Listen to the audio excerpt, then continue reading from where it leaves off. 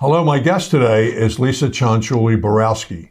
She is currently a member of the Board of Commissioners at Radnor Township, but she's decided to take on a new endeavor. Hello, I'm John Ricciutti from Lower Merion and Narberth Public Access Television. Lisa, welcome again. Hi, John. How are you? I'm glad you're here. I'm glad to be here. So you've now wanted to take on a new responsibility as a state representative? So I'm running for state representative, yes, of the new 168th State Legislative District, of which Radnor is now part of.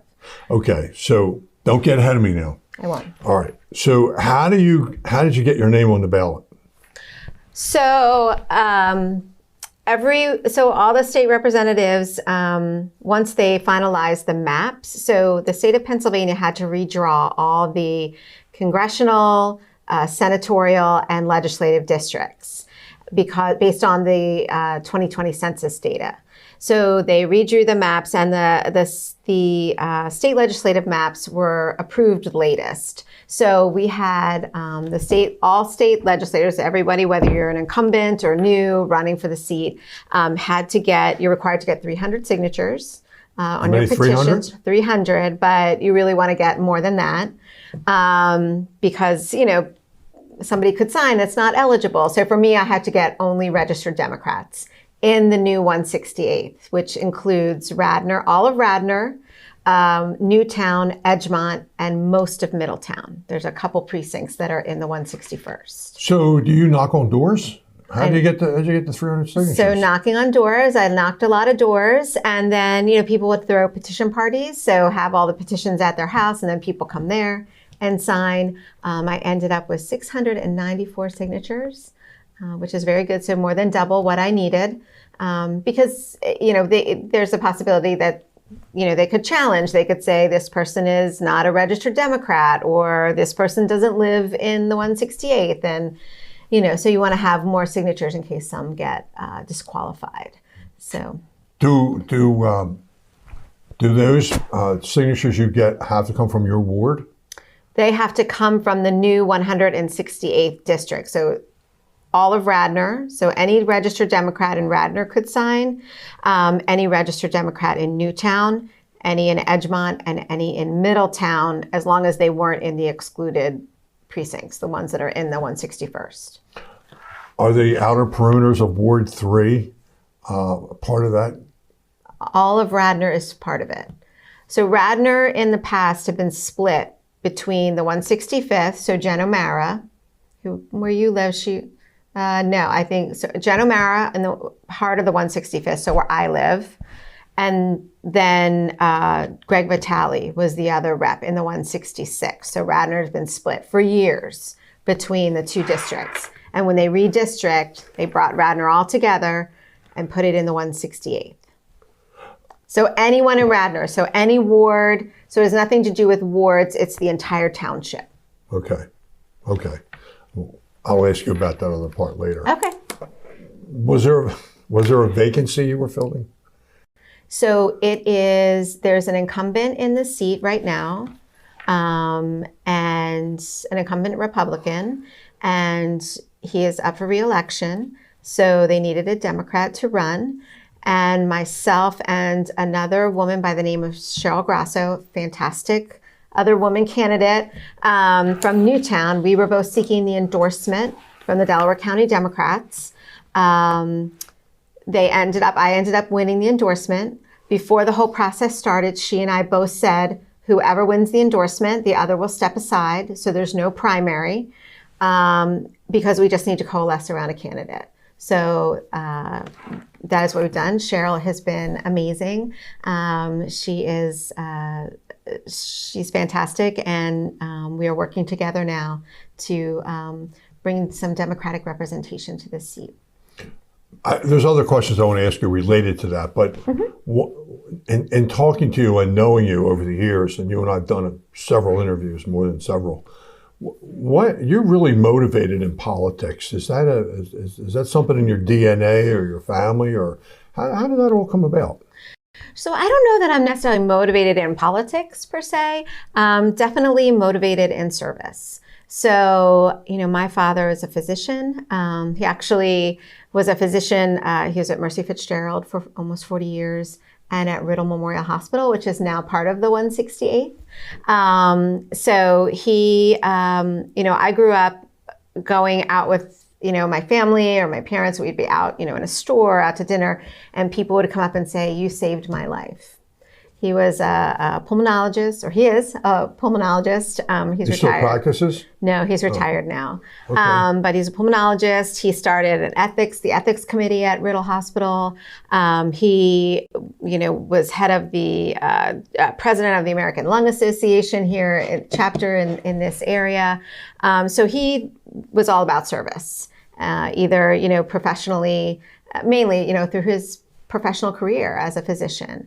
My mom, so I learned a lot from her as well. She was always volunteering for something. So once she stopped working as a nurse when my sister and I were little, and then volunteered, in the schools. She was a volunteer school nurse for years when there were no full-time nurses. There was a time when the elementary schools didn't have full-time nurses. Actually, I think all the schools. And she would volunteer. Yes, yeah, because she sometimes was school nurse at the high school when I was at the high school. So, she was a volunteer with the auxiliaries at the hospitals, raising money. So, I would say that service definitely runs in my family. So that is where my motivation came from. I originally served on the school board, and it really was about, for me, getting involved about, working to help enhance our schools, to make sure that, our students were getting everything that they needed as part of their education. Our teachers were supported. So that's kind of where my interest in this. So I don't necessarily think I'm not like a career politician or anything like that. It's really about the service. Is this a full-time job?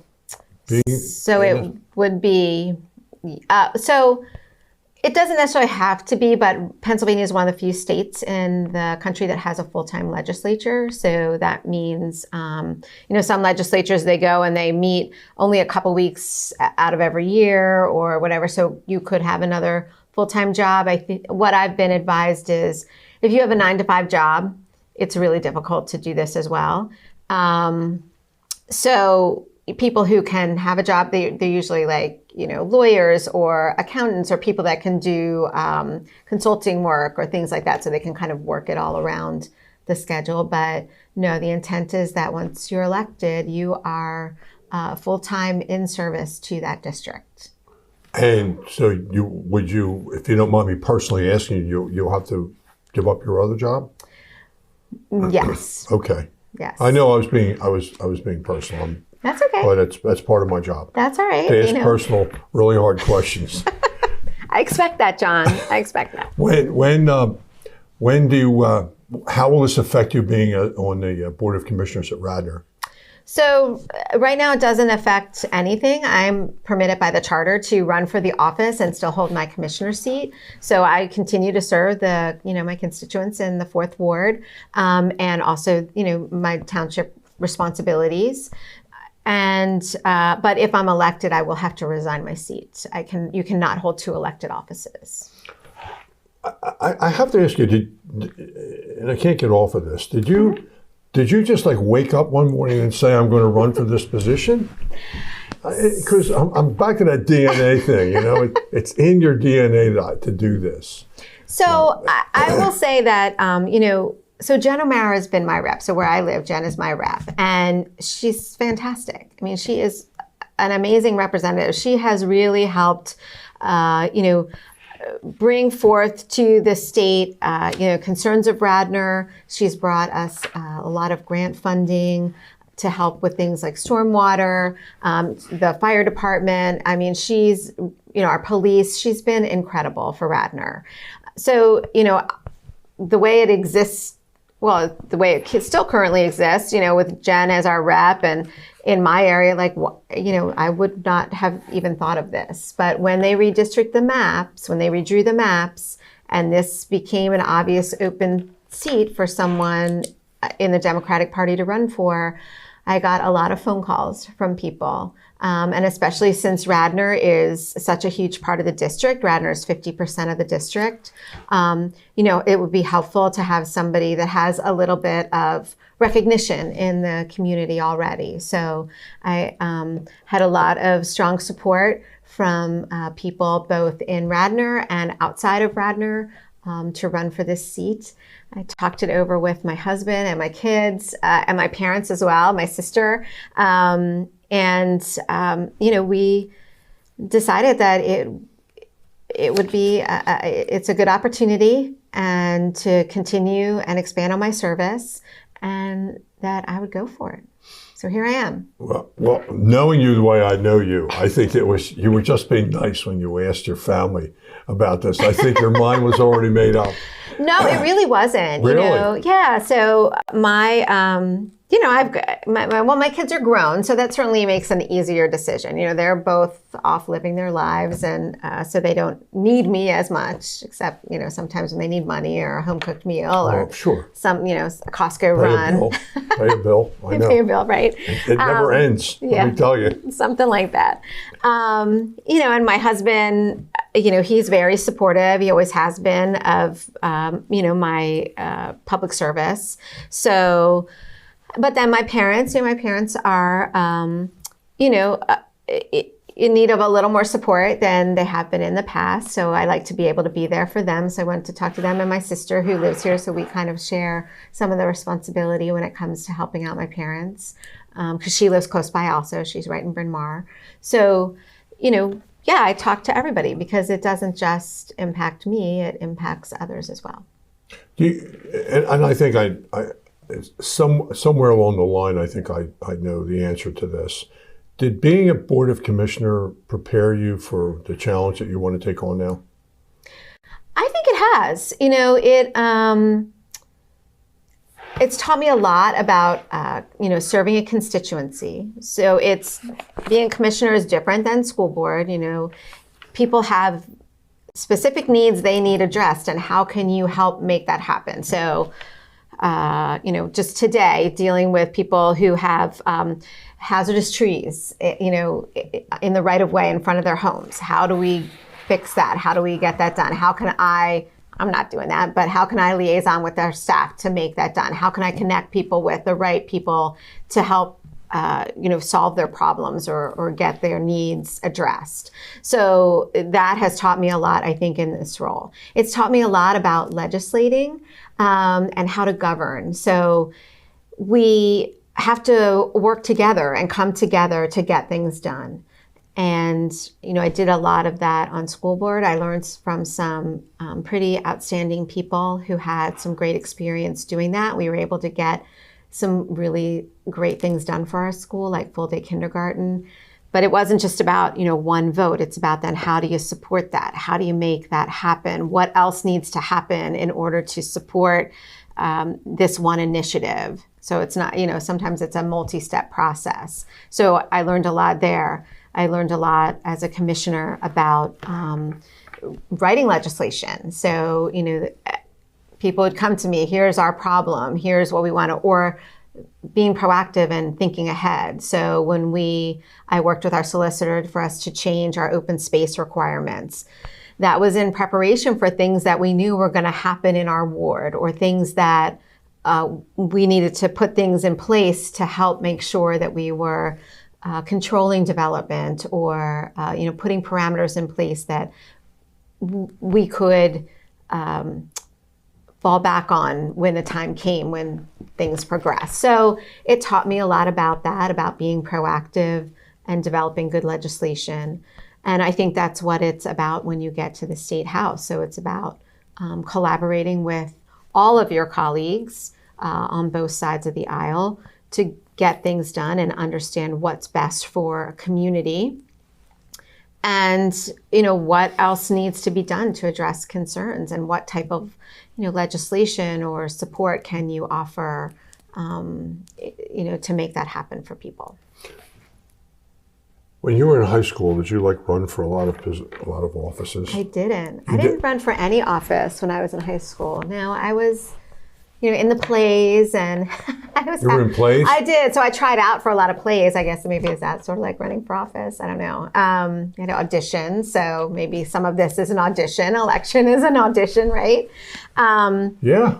But yeah, so no, I didn't run for office. I didn't really hold an office per se until I was in college, and I was held an office in my sorority in the Panhellenic Council I was president for the university. So yeah, so that was kind of. So, but you evolved, into. Yeah, I didn't necessarily aspire to this in any way. When I first ran for school board, it was really because I was, frustrated with things that were happening currently on the school board and the way the currently meaning at the time you ran. At the time when I ran, so in 2011 or 2010, I guess is when I decided. I decided I couldn't just come to a meeting and sit there all frustrated or sit frustrated on my couch watching the meetings happen, and I decided to channel that frustration into something positive and making a difference. The first time I met you, I didn't know who you were. I met you, I was a... What? You didn't know who I was? No, I'm just kidding. Kidding. Well, I know now. I know. You were a speaker at the Rosemont Presbyterian, and I was there addressing some veterans. Mm-hmm. And you really evolved since then. And I think one of the things that you really are very much interested in is veterans. And it's a big thing for you. So, and I think if you, I was going to ask you what your platform is, but I hope you include that in there. Incidentally, I want to get something in here now. I nominated Marcia Four. I saw that. And she is the mother of Chris Four, mm-hmm. Detective Chris Four, mm-hmm. for the Veterans Day Parade. And our new Lieutenant Chris Four. That's right, he is Lieutenant mm-hmm. Chris Four. And mm-hmm. so she was a lieutenant, a nurse in Vietnam.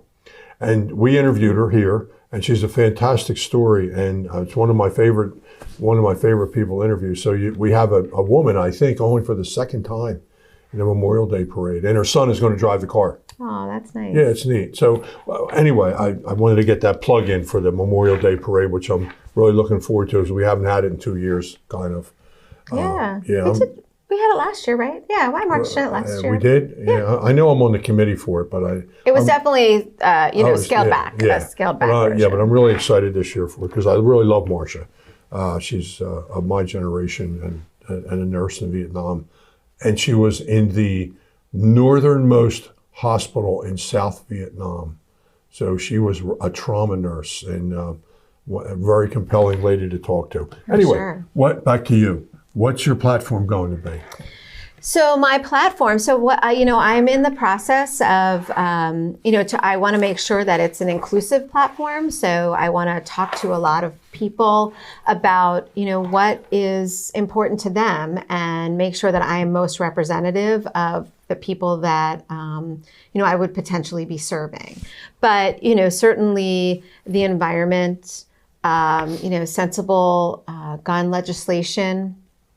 Gun legislation? So, I am a, believer in, reporting lost and stolen guns. Mm-hmm. I think that that's important. There are, some of the red flag laws that, need to be passed. It's not about, restricting the, responsible gun ownership. I know many responsible gun owners, but, I think that, we need to have, a law where you have to lock your guns up. I mean, we just had the incident, yesterday? Yeah, a 2-year-old shooting a 4-year-old. Their hands on a gun. It's so tragic and preventable, right? And I think, and I work, for Einstein. So I work closely with a lot of our healthcare providers who work in our trauma intervention program. And, I've heard them tell stories. You have somebody brought in who's been shot 10, 11, 12, maybe more times, and you're presented with this person, and what do you do? How do you save their life? And, so not only to address the gun violence issues that exist, but also to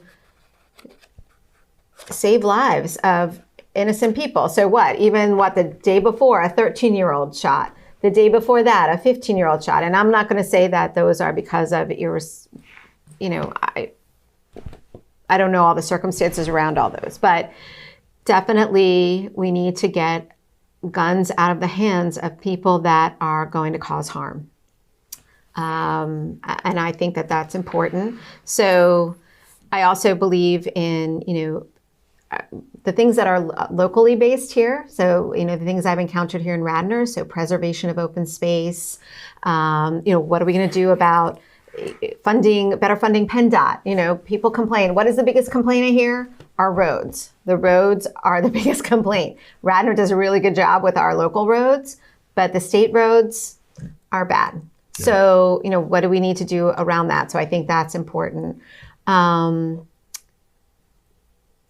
LGBTQ rights as well. That's important also. So there's a lot of things out there. I'm working to women's rights. Definitely that's an issue. And voting rights. So for me, those are going to be important aspects of my campaign.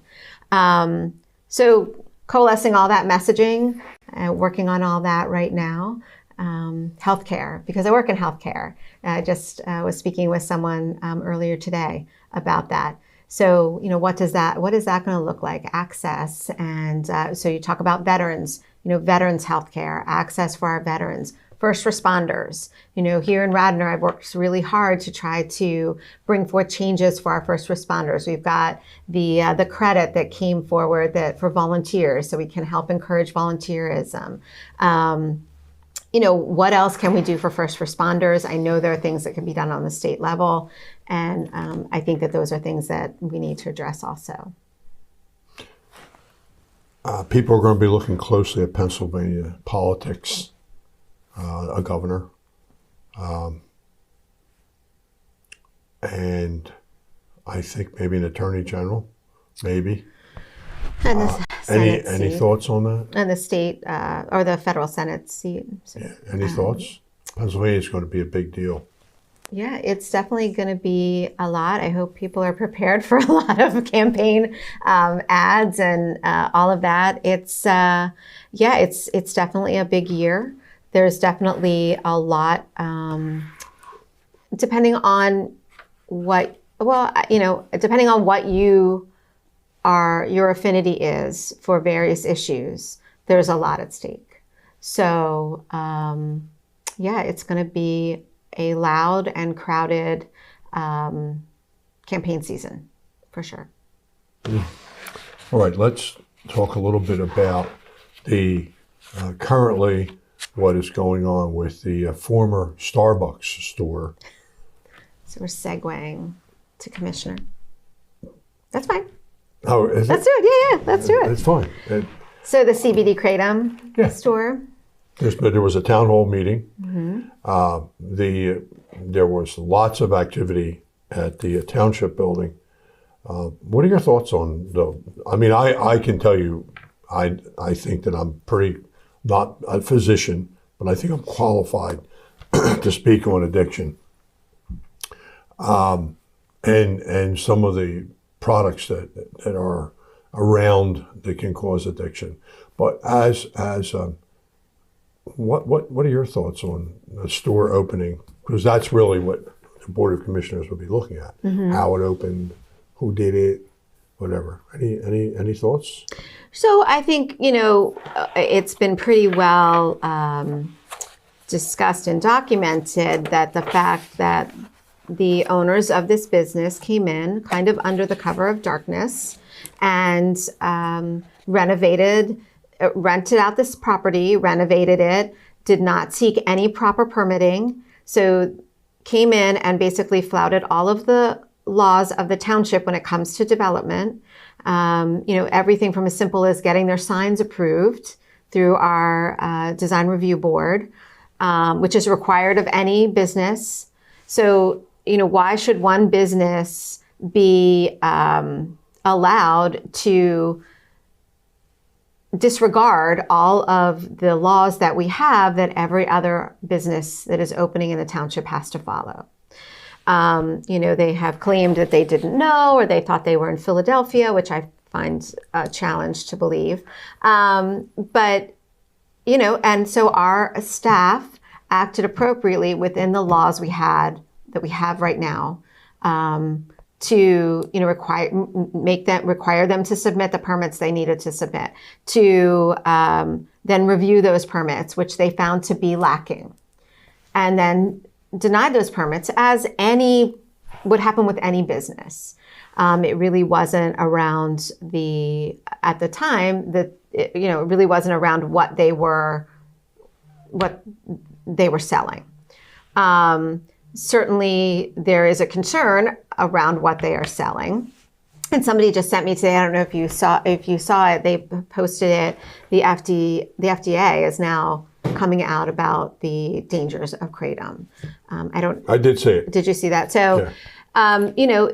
There's definitely concerns. Talked to, the Board of Health. Our Board of Health did a great job having a hearing. You participated in the one town hall where I think we got a lot of really good information from professionals, behavioral health professionals and, medical professionals. So, I think there's a lot of information out there. We did also hear from people who benefit from it. So that's I understand that as well, that it can be helpful for people who are suffering chronic pain. But it's currently an unregulated substance, as is Delta 8, which are two of the things the store does sell. The state has not regulated them. There were apparently at one point attempts to do so, and they failed. There is the Kratom Consumer Protection Bill that we talked about at the session that you participated in. Still out there that we need support for. So I know that co-sponsored by, it was introduced by Representative Pennicook. I always spell her name wrong. Pennicook. Very good. Yeah, Afghan war veteran helicopter pilot. Yeah. So she introduced it. I know it's co-sponsored by Representative O'Mara as well. So we know that it is a substance that is we really don't want our kids to be able to access or get their hands on. We enacted an ordinance that is very closely aligns with the restrictions that are in place currently for marijuana dispensaries. So you can't put a marijuana dispensary within 1,000 feet of a school or a daycare. Ours was, you can't sell kratom or Delta 8 within 1,000 feet of a school, a daycare, or a playground or a park. I forget if it's playground or park. So that was part of our ordinance. Kratom is not regulated, the sale of it. So like alcohol or cigarettes, or, the way that you can't sell to anyone under 21. Kratom's not regulated by the state. We put that in our ordinance so that no one under 21 can purchase it. It can't be sold to them. So I believe what we did was put some reasonable regulations around an unregulated substance. We are closely aligned with other ordinances or other laws that already exist. And that does not prevent this store from operating in Radnor. They could move and there are several other places where they could be and not be in violation of this ordinance. So people who need it can still access it. It just won't be right next door to a school. Right. Or in the middle of, a downtown area that is frequented by kids all the time. It looked like an attractive nuisance with a big marijuana leaf on the window. I'm going to say that, if they had gone through our design review board, that probably would have been denied. And because we don't allow decals on our windows. We are a town that has tried to put some restrictions in place to keep it, to keep the business district looking and feeling a certain way. And that's why we have those, those kinds of reviews. And they decided not to do that. And I think probably the reason why is because they knew there would be pushback. They knew that at every step of the way, which there could have been multiple steps. I mean, I don't know if it's clearly been determined if they would have had to go to our zoning hearing board. So there would have been multiple steps and multiple opportunities for the community to speak out. I know you'll be a terrific state representative, and I have two questions. Sure. How can people get in touch with you if they want to help with your campaign? We'll put that on the lower third. Okay. How can they get in touch with you? So I have a campaign website completely separate from anything that has to do with my commissioner. I'm keeping all of that stuff separate. Just lisaborowski.com. lisaborowski.com. All one word. Okay. And when will you vote? When can people vote? So there's the primary is May 17th, but I am unopposed in that. But people can come out and vote in the primary because there are other other important votes that will be on the primary ballot. And then November 8th, I think. November 8th. November 8th. We'll do something before that. Yeah, is the election. Right. So yeah. Okay. Well, don't make sure you get out and vote. Even Yes. though Lisa's running unopposed, go out and vote. And contact her at lisaborowski.com. Okay. Thank you. Lisa, always a pleasure. John, thank you. Thank you for coming on. Thank you. And I wish you a lot of luck. Thank you. I appreciate that. And with Lisa Borowski, this is John Ricciutti signing off. Thank you.